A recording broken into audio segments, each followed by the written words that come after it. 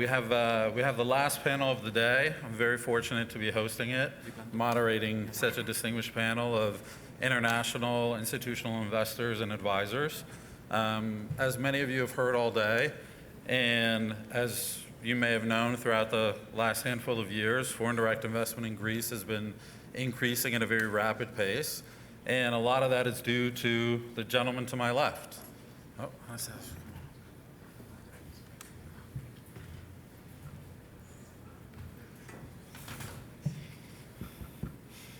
So directly to my left, I'll quickly go down the list. We have Anastasios, who's the founder of AMBROSIA Capital. We have Dimitrios, who's managing group of AXIA Group. We have Georgios, who's director of Bain Capital. We've got Alex, who's head of Greece and partner at CVC. And then, I can't see, we have Samy, who's Grifon and Fortress as well. And then we have George, who's at Partners Group. And so I'd like to briefly begin with the advisory perspective. I'd like to give the floor to Dimitrios. I'd love to hear about what happened in 2021, where capital was deployed, and also where he sees the opportunities in 2022. Thank you, Dean. Obviously, 2021 was a very interesting year. After a very long period of prolonged crisis in Greece, we saw a lot of different capital that is much more, long dated, capital from private equity, capital from infrastructure funds, capital from family offices, which is quite interesting.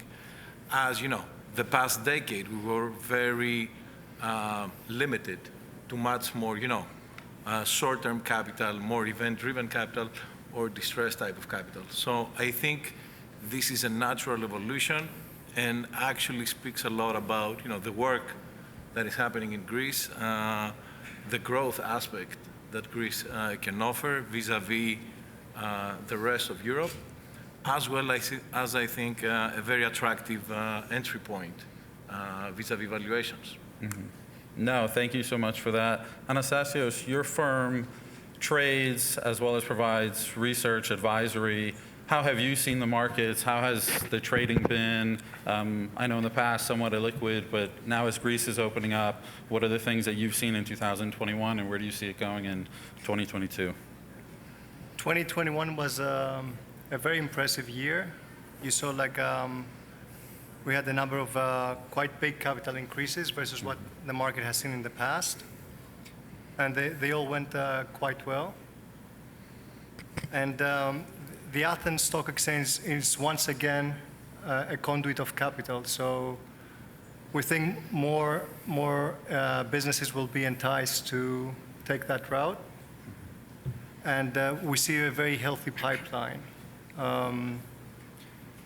As Dimitrios said, there's capital coming from a very wide range of investors, not only distressed as we used to see. And that's quite promising. Not least the return of multinationals to Greece.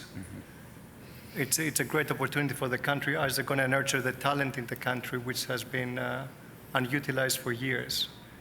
And we'll have the leaders for the next years to come coming out of these multinationals. Okay, great. So 2022 is looking very promising. I'd like to now give a question to Alex. Alex, for those of you who don't know, I'm sure many of you do, is also receiving the award this evening. He's been a major driving force in the investments in Greece in the past, and I'm sure 2022 is going to be the same. So I know you've deployed quite a bit of capital the last couple of years. What initially attracted you to Greece? And then obviously there's a handful of current events that certainly change things, but where do you see things going now? Are you still attractive? Is it better? Is it worse? And can you elaborate on that? Thanks, Dean. There's a few questions there. I'll attempt to deal with them succinctly. So CVC is a global investment firm, but our heritage is Europe, and it represents more than 2/3 of our activity. I've actually been with CVC since 2006, and I've been tracking Greece since then. For various reasons, we did not invest in the country, and the stars didn't really align until 2016-17, when we had the opportunity to invest in one of our core sectors, healthcare. Back then, the elephant in the room was the debt profile of the country. And the question that we wrestled with for several months is, does the country have a sustainable balance sheet? Have we reached now a trough where private equity can come in and invest and help businesses such as Metropolitan back then? And I think when the analysis that we did and actually has been reflected again today by the Minister of Finance, back in 2016, the debt profile of Greece had actually changed quite a bit. We were looking at a weighted maturity of around 16 years. And for those going back to, say, 2011, it was actually 6 years. So gone from 6 to 16. And the cost of capital had halved. It was around 4% in 2011, and it had been reduced to around 2% by 2016. And I think it's important because the country was on the verge of sustainability. And I think that was the trigger where we said, all right, we're almost there. We do not think it's going to get worse. It'll be baby steps. We'll have 1-2% growth. Obviously, we didn't predict COVID and we didn't predict the war.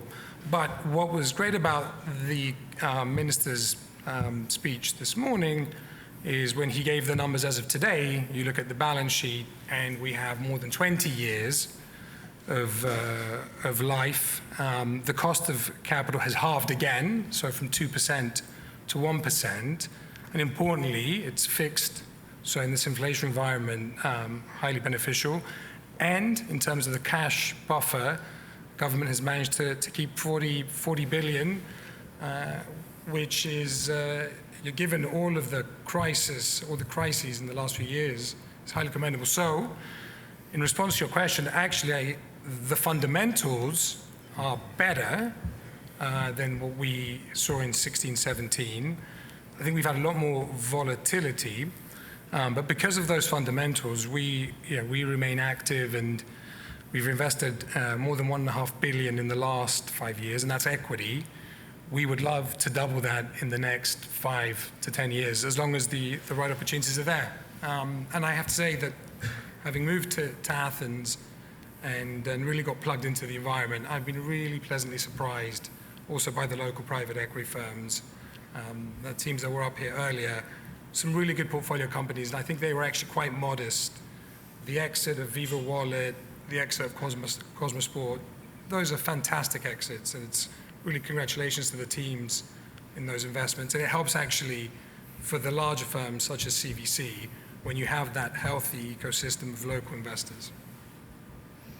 No, thank you so much. One quick follow-up there. Are there any specific industries that you're looking at in 2022 as breakout industries, or things where we've heard earlier from the domestic panel about food and beverage and real estate and a few other things? Do you echo that, or are there a couple other ideas that you're all looking at? So I think there's a couple of points. One, we are incredibly active on the portfolio. So we have, at this point, maybe 7 or 8 potential add-ons across healthcare, technology, insurance, food and beverage. And I think that in the current environment, actually, being able to make add-ons and be a solution potentially to a problem, but also allow you to continue to grow is important.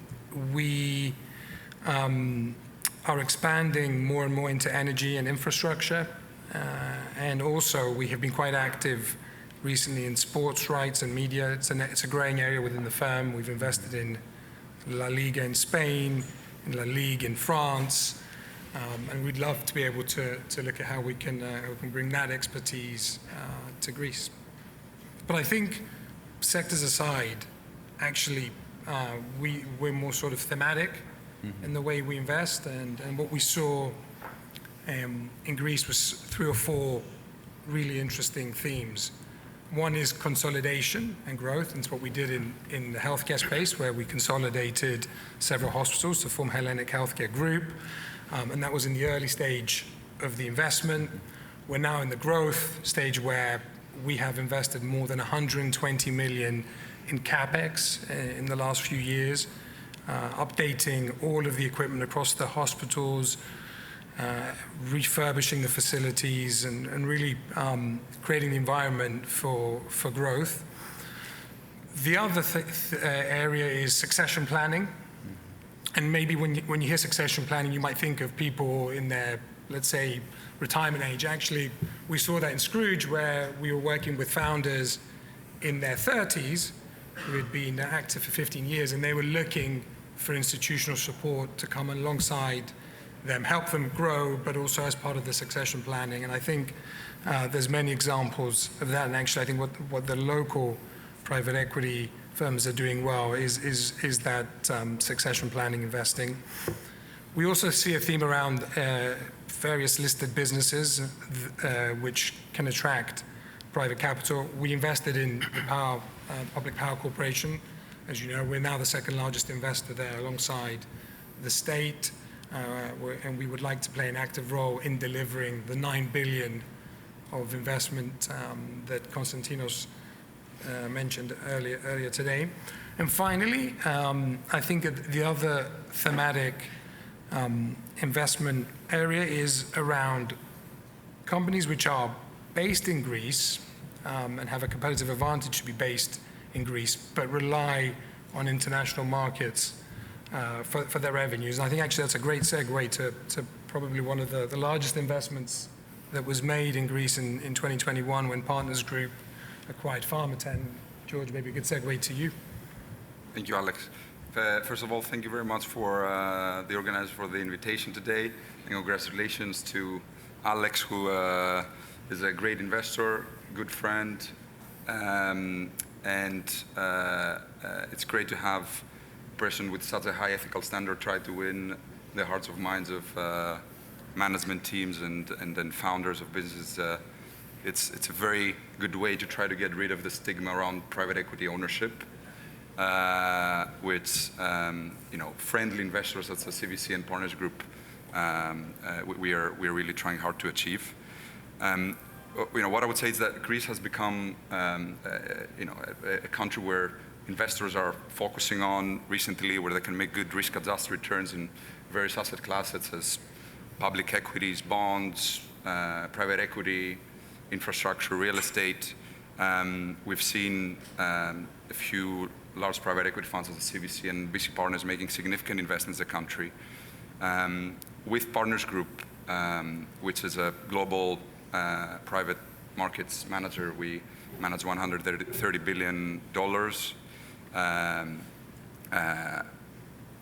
We acquired Pharmathen for 1.6 billion last year, the largest private equity-backed acquisition to date. And I think for a more conservative investor, I would say, such as Partners Group, which has a more Swiss mentality given its base there, it's a vote of confidence to the improved risk profile of the country, the competitive advantage of the Greek pharmaceutical industry, and more importantly, to the top quality of the Greek executive leadership teams. We think that Pharmathen is a great case study of private equity, the benefits of private equity ownership, in terms of active value creation, of good governance, of a very attractive exit route for founders, businesses. In 2015, the company's founders, the Katsos family, sold an 80% stake to BC Partners. BC Partners invested more than 300 million euros during their ownership in new product development and facilities. So by no means did we buy a company which was underinvested or was not at the right path of growth. And they decided to exit fully in 2021 to Partners Group. And we will aim to take the company through the next phase of growth with a focus to the US market, which is the largest global pharmaceutical market. So, all in all, I think there are some very, very good tailwinds in this market. Obviously, a lot of challenges that we see, but we're paid by our investors to invest capital well and wisely in a timely manner. So we will just keep doing that. Yeah, to quickly tack on to that, and thank you, Alex. I couldn't have done the transition better myself. I want you to dig into a little bit of that transaction and where you see the growth. When people hear, $1.5 billion plus transaction in Greece, it's very large, obviously, in the space. And as the company's becoming more and more developed and companies are coming back from a lot of the issues that have plagued it in the past, where do you see the growth? What made you comfortable investing that, knowing 3-4 years ago, obviously it was purchased for quite a bit less, and then there was investment and there was growth, but where do you see it going from here? That's a question to me, right? Yes. Okay.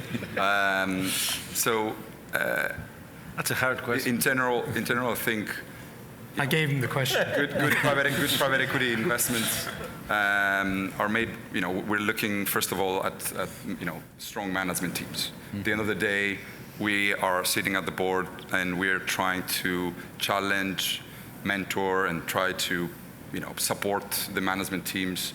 But the management team needs to come to us with a decision which we're going to challenge and try to look at a more holistic approach of how we can go about it and perhaps recommend alternatives. So that's the first one.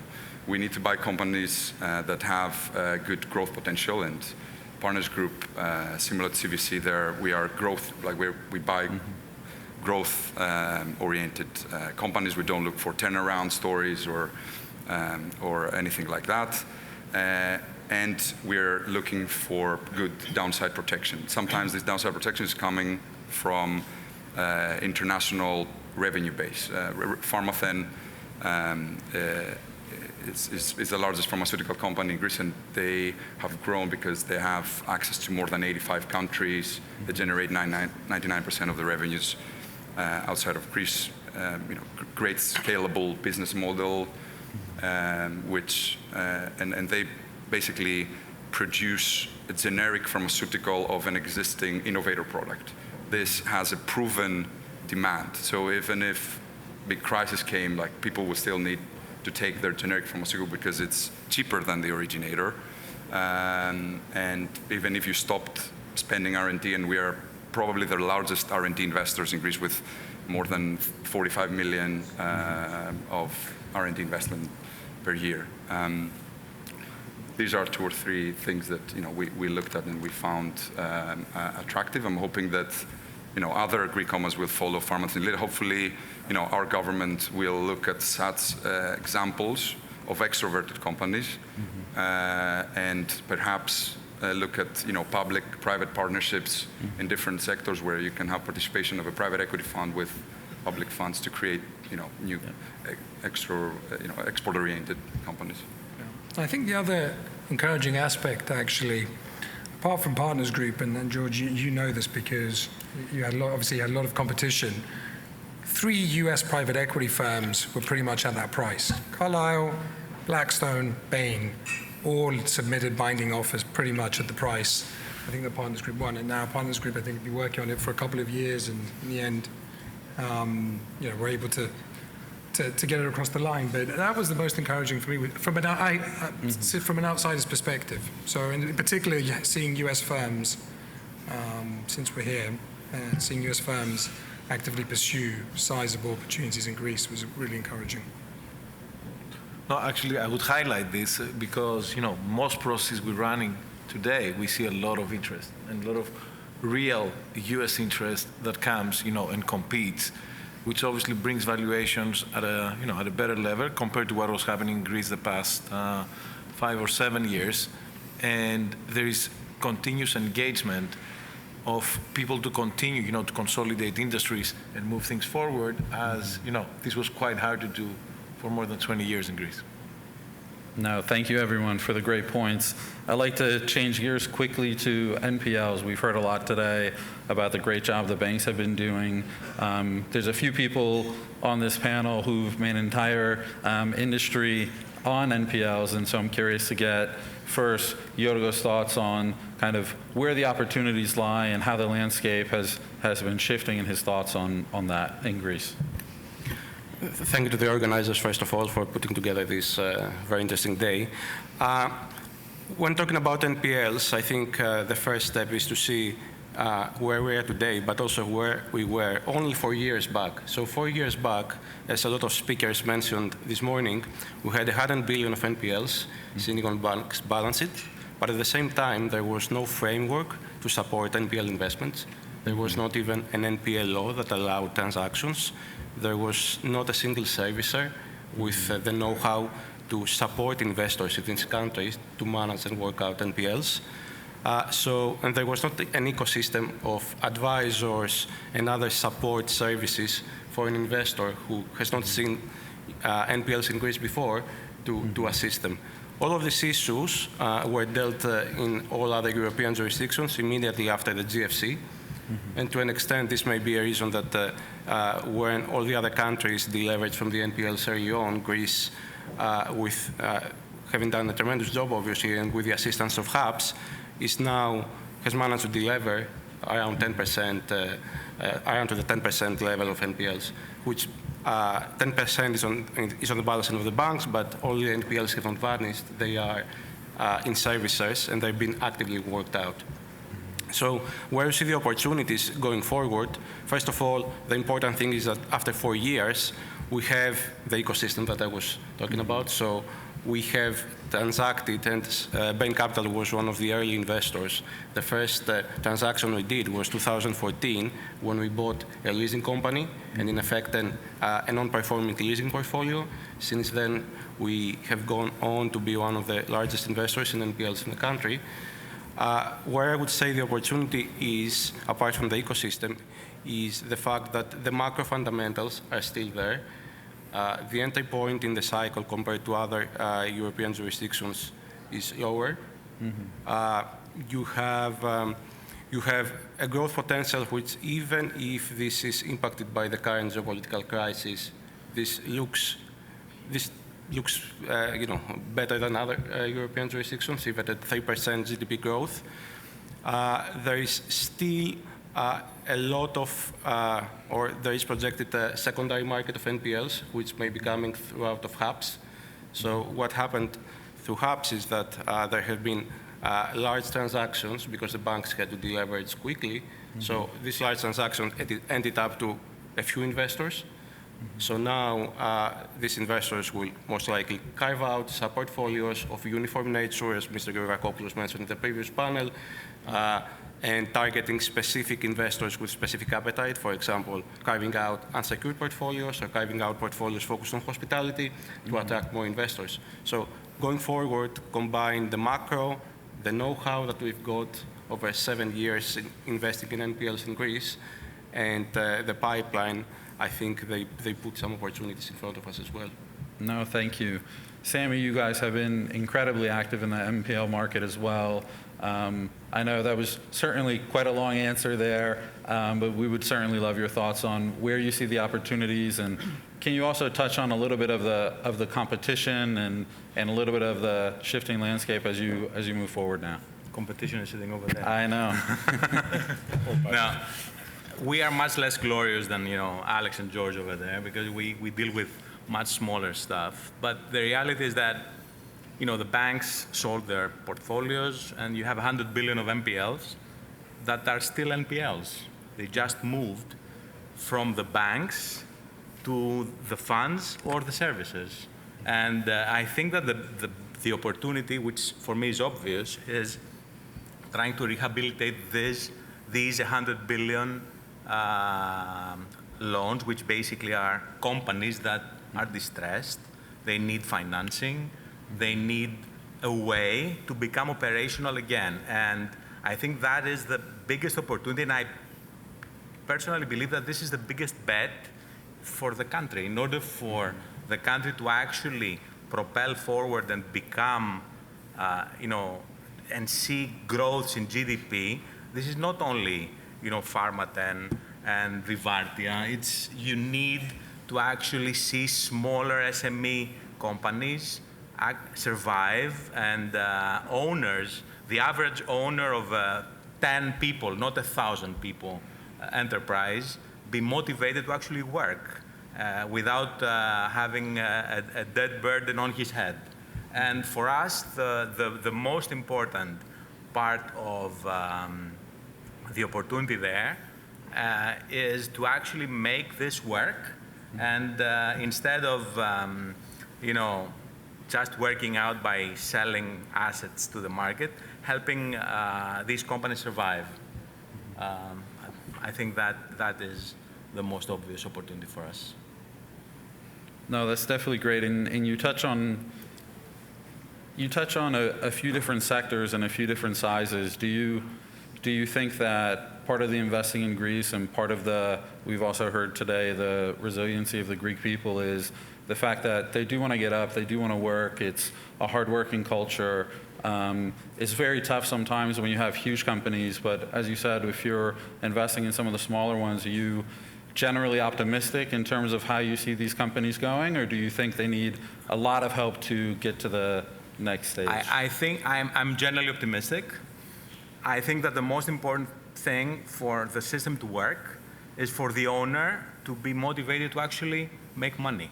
And if you owe the bank $1 million, I'm not talking about $1 billion, I'm talking about $1 million, you need to find a way to survive. Mm-hmm. And if you just owe the bank $1 million, you're going to work for the rest of your life to pay back that money. That does not work. Mm-hmm. The only thing for this to work is for this $1 million to somehow go away.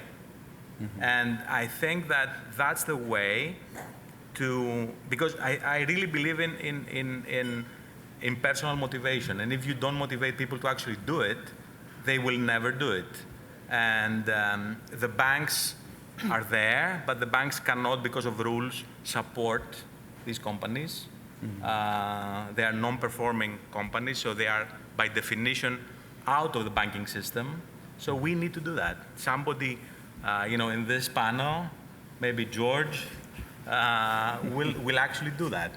And that's why I'm very optimistic that, if we manage to do it, then it's going to be the big investors who are doing corporate transactions, but also the economy is going to become solid. So, Samy, you're referring to alternative financing kind of... I'm referring to actually creating, the universe where these people can actually operate. And we see it in our workout when we're offering DPOs, the financing is not there. When people want to buy back their assets in e-auctions, the financing is not necessarily there because the priorities are elsewhere and because they are still NPLs or they're still in TSE at least. Mm-hmm. So once these people survive indeed, then the economy will move ahead. And one more thing that George just said, the fact that, funds and servicers, George, are actually holding on NPLs and actually auctioning assets, real estate assets, this is a growth driver. And this is a growth driver because assets, real estate assets, are becoming a liquid market. Mm-hmm. And this is good because a new buyer for a building in the center of Athens is going to buy it first, refurbish it, employing people to actually do it. So a liquid real estate market is very good for the country and for the banking system. And that is going to happen because of the thousands of auctions that are coming into the market. No, thank you so much, Samy. If I can add a point, I think, Samy is making a huge point, but the important thing is I believe that we have an ecosystem, right? We didn't have an ecosystem.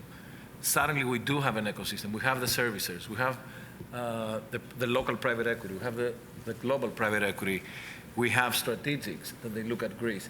So suddenly we have all the pieces. And most importantly, there's a lot of changes in how easy people can transact in Greece. I mean, it was impossible to transact in Greece. We've been around for 14 years.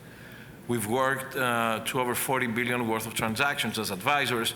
It has been tremendously difficult to make transactions. I mean, we've worked in a few together Samy.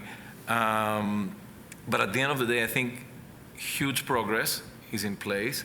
We have an ecosystem. We have interesting players. We have real players that set the market, that they set a price, and things are moving on. The most important thing is for things to keep moving on. So, George, needs to move on those NPLs. Somebody else needs to buy them. Somebody else needs to invest. Finally, the banks can give money. I mean, the banks could not give money up until very recently. No. So, right now, I think everything is in place. And also, the sovereign is doing a fantastic job. There's a lot of liquidity coming to Greece in terms of, the balances of the country, as well as funds that we will be receiving from the European Union, which are much bigger than the size of our economy and what this liquidity can produce. So I think it's a very interesting time, irrespective of the challenges of the energy, the challenges of the war. There are much more net positives, I think, than negatives right now. Thank you. Touching on some of those current events, I've heard it mentioned in a few of the other panels, but I think it's very important to get the international investor perspective as you're looking at investments all over the world. We'll start here and we'll work our way down. How has the recent current events, how have you seen that kind of change the mindset? Is it slowing things down? Is it any slower than other countries per se that are affected, or is everything kind of predictable and we're waiting for the dust to settle for the growth to really boom again? Certainly things are not predictable, but Greece is fairly insulated because it has limited exposure to Russia. And also, suddenly other markets are not available to investors, and they still have to deploy capital. So Greece is a fairly safe place. So net, like, it hasn't been that bad for Greece so far, and we think we can still be seen as a rather insulated market versus the rest of Europe, versus, like, of course, some EM markets that are no-go anymore. So far so good, I would say. No, great. Dimitri? I always like to see the positive out of every situation, and I think in Greece now we can have a few interesting things. Number one, there's a lot of capital that will be exiting Russia forcefully. This capital needs to find a home. Greece could be a great alternative because we're in the same neighborhood, we're protected by the euro, and there's a outsized growth in terms of the country. So that's, that could be one opportunity. I think the second opportunity is Greece has the ability to become energy sufficient on its own if it invests more on, on alternative energy, on gas. I mean, most of the Greeks, control the LNGs. There is a few FRSU projects that are taking place. So shifting money and resources towards, energy sufficiency in the country, which is a very large sector with a lot of liquidity, can really be an opportunity again, based on what is happening. And by the way, we can serve also the rest of Europe as either as a path or as a generating force. No, great. Georgios? To my end, I see the opportunities. On the flip side, I see most what the impact of this crisis would be, and while the direct impact may be kind of muted because the Russia and Ukraine is not a big part of Greece's GDP, the indirect impact is what we need to think about, which is mainly the inflation, the energy crunch, the increase in costs, the increase in cost of new investments, the likely decrease of consumer spend, and this potentially will lead to new arrears, new NPLs, hopefully contained, but this would be an impact.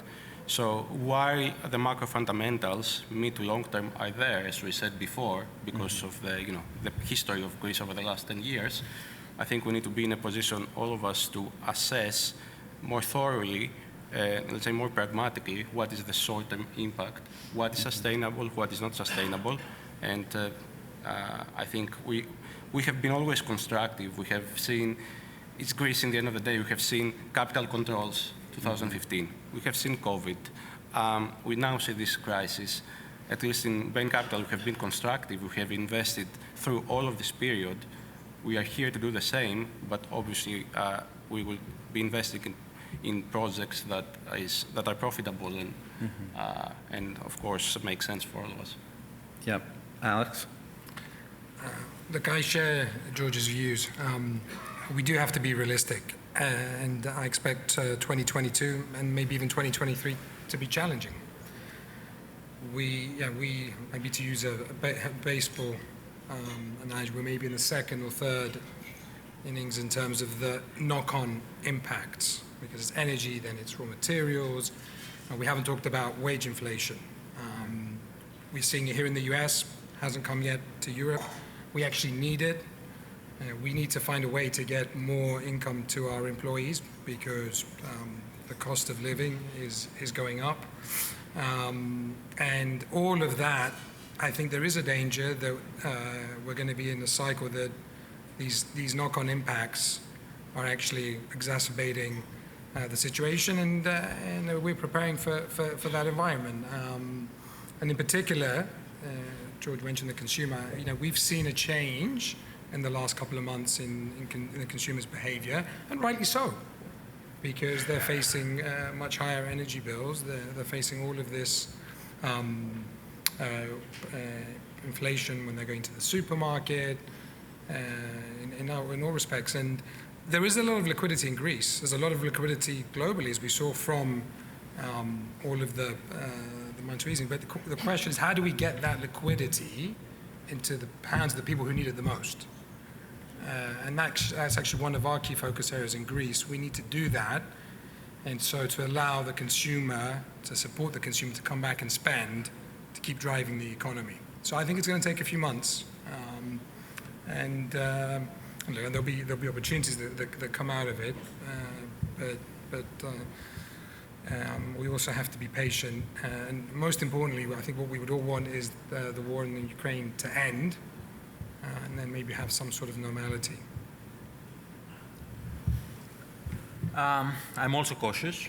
I think that the geopolitical, the inflation, the after effect of COVID is going to create a new wave of non-performers. And but I think that the good news is that we seem to be more prepared now, because we've actually done 100 billion. So it's not as it was, in 2015, 2014, where people, didn't know, there was no framework. Right now, the system is more ready to be able to face a cycle. We obviously need to be careful, but I think that the fact that we are ready makes me more optimistic. In private equity, you need to learn in order to be successful, you need to learn the basics of becoming a good football coach. You need to be able to switch between defense and offense when it's needed. During COVID, we had to switch to defense mode, focusing largely on our existing portfolio companies. Then, given the capital that was sitting, with funds, we saw 2021 being the all-time high of LBOs globally. Now we're seeing more challenging times, so I think everyone needs to turn to defense mode again. First order effect was was COVID, the liquidity that was in the market. Now we're seeing the second order effect, which is inflation, increasing energy costs, and there will be third order effects which will be coming in the next few months. We just need to be ready, but as I said, we need to be brave to invest capital where there is good downside protection. But generally, very optimistic on Greece long term. Personally, I'm very optimistic. I think Alex is of the same mindset as well, and the rest of the panel. George is so optimistic, he recently moved to Athens. Exactly. It's great. So it has to be. He's just around the corner. I said that the long term, the fundamentals are there, and the good news is we have long-term funds. So we can, and first of all, it's important because we can support our portfolio companies when they need it the most, and then we can continue making investments when the time is right. No, great. I'd like to now open it up to the audience for questions.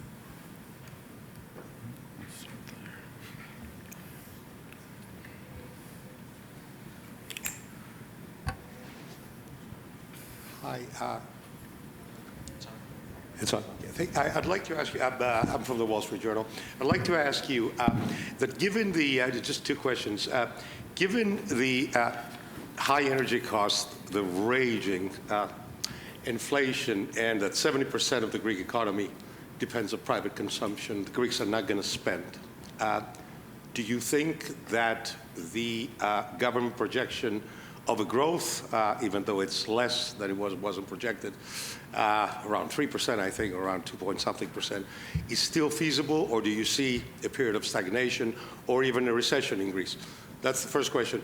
And if you don't mind, Samy, you said something which I think was very, very interesting. You said that so many billion are still there in NPLs. They're just on different bodies. So can you elaborate a little bit beyond the mechanisms that Dimitrios brought up?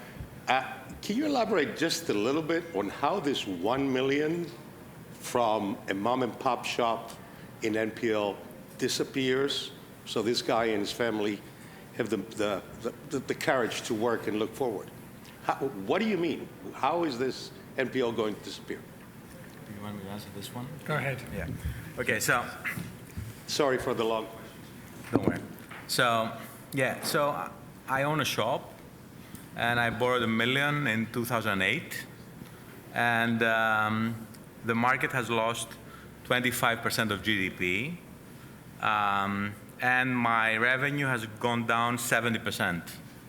So it's obvious that, you know, when the GDP of the whole country has fallen 25%, I'm almost bankrupt.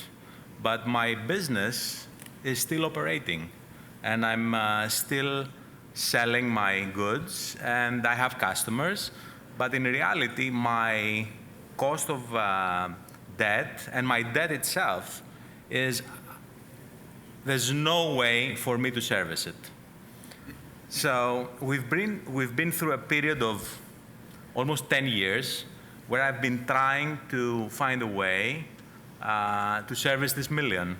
And my business was still alive, but I was trying to make a living. So I needed something to feed my kids and send them to school, right? So that model does not work. I'm not gonna do a perfect job because this company, this shop that I have, is not mine.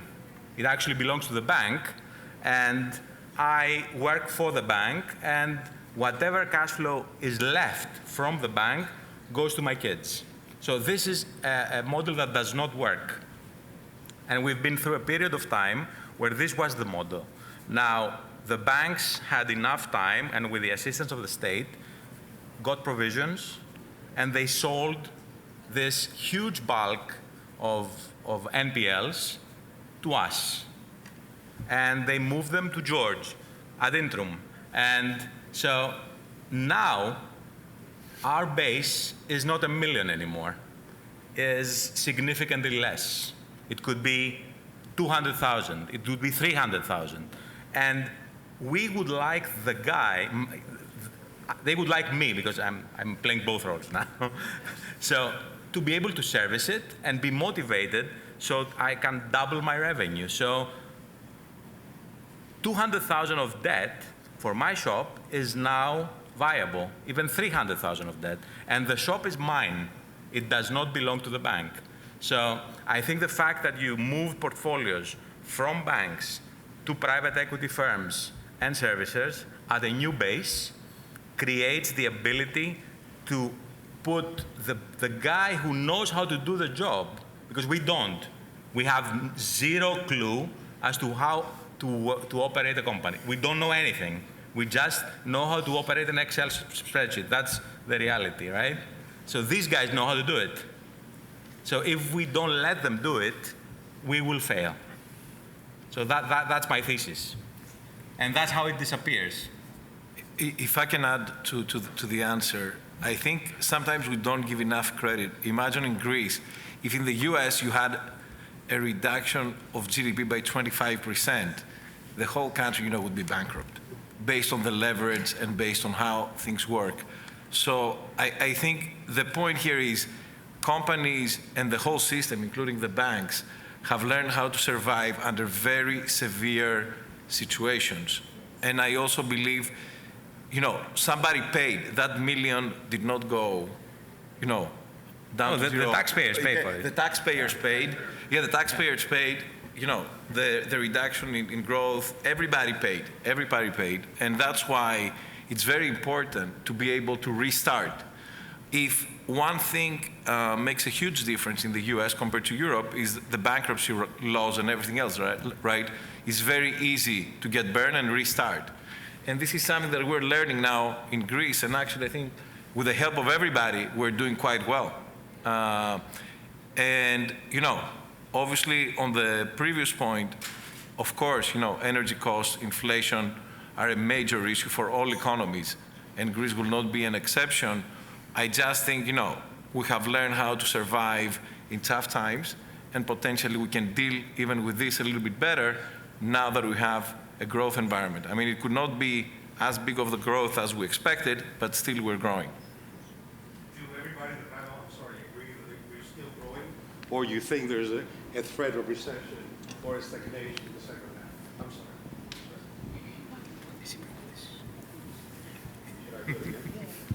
I'm sorry. I'm monopolizing the panel here, but does everybody agree that at the end of 2022, Greece will grow, and it's not going to be in recession or stagnation, at least? I mean, I have to say, for such projections, I trust our finance minister and our central bank governor that they are doing the projections right. I think, when it comes to foreign direct investment, I think this is a key driver for, for above average growth, and I think there's a positive environment. So, we're happy to comment that. But I think it's going to be 3% plus or minus 1.5%. And I'm not sure that that's the main question, because when you think about growth, think about all the inflation that we have already in the system, that will drive growth. I'm seeing the top line of our portfolio companies outperform, but that's because they're putting through price increases because they're suffering input cost increases. You think about the tourist sector, we have good data right now. For 2022, we expect volumes and values around 80% of 2019, maybe higher. In 2021, it was 60%.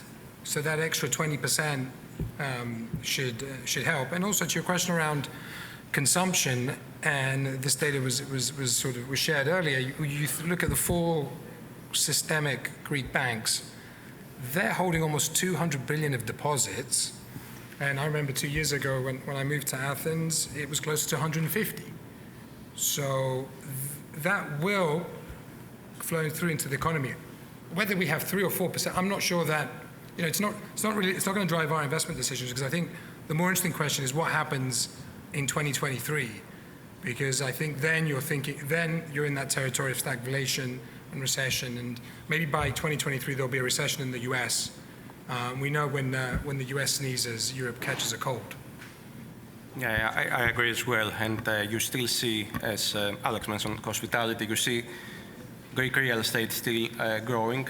That's also because of the entry point that we were talking below, that is still more attractive than in other jurisdictions within Europe, which have been saying that still prime offices in Athens are like 400 basis points apart from GGBs.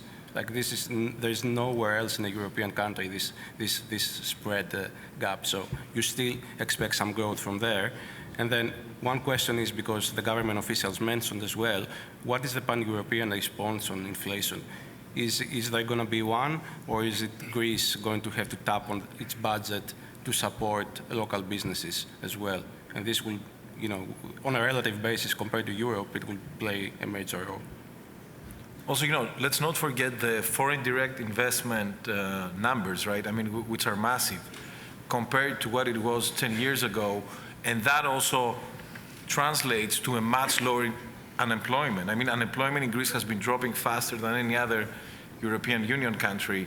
And obviously, this money goes into the system, again, I think on a much better way than ever before. Thank you. We'll have time for one more question. The question is mostly to Alex, Samy, and George. I happen to think that the real problem is inflation in all of this. Effectively, one euro today is worth far less a year from now. That the real purchasing power of what we have in our pocket and what you guys are measuring your returns by and what return to your investors, the real purchasing power is declining. So the question is, what does it do? It's a more general question. What does it do to investments in private equity, which are long-term investments? What does it do to the management of your portfolio companies? How do you manage an inflationary environment as a long-term investor? It's a more fundamental question. From my point of view, inflation is good. Simply because most of the portfolios are asset-backed, real estate asset-backed. And theoretically, real estate assets grow, prices grow as inflation comes in. So the portfolios that, were priced with a specific asset price as an underlying collateral are now worth more. And the guy who owned the shop before and had a collateral value of 200,000 after an inflation could have a 300,000 collateral, and that would be better recovery for us and more ability for him to leverage. Also, inflation is very good for the debt profile of the country, which will be eventually reflected in the yields that underpin every asset class. The differential between the yields in Greece and other European countries should converge after this inflation being so high, because we're going to grow out of our debt easier than we would otherwise do. This assumes a short-term problem, though, not a systemic long-term problem. Nobody has become richer by inflating. So we owe money, right? We owe money, so the money we owe in real terms is worth less. No, from a private equity perspective, especially with a fixed profile. For the Greek The debt. fixed profile of the Greek debt. So net, I agree with Tassos. It's a huge benefit for the debt profile of the country. I mean, it's interesting actually on that. I think actually in the US, most of it is floating.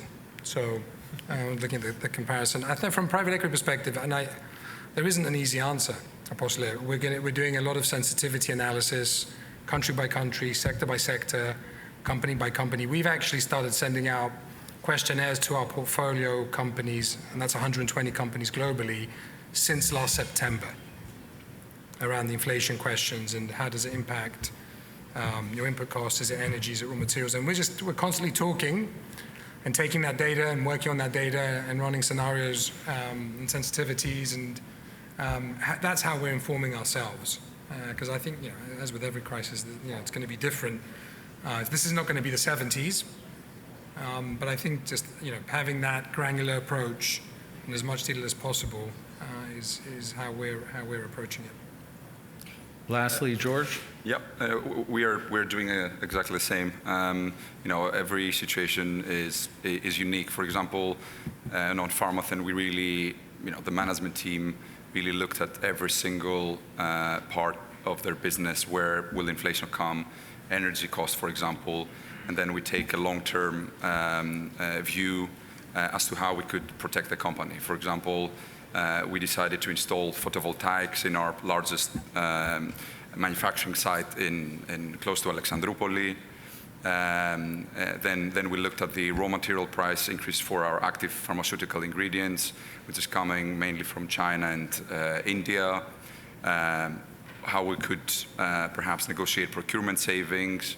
And then we looked at all our client contracts and see whether we had any opportunity to increase prices, which the company hadn't done. any in the past. So you really have to be very granular and trust that your management teams will do the right thing for their companies and their investments, because that's the key principle of private equity, that we incentivize our management team strongly for our companies to perform. Great, thank you. We'd like to thank all of you for staying. I know it's been a long day, and a very big thank you to this very distinguished panel, and another congratulations to Alex.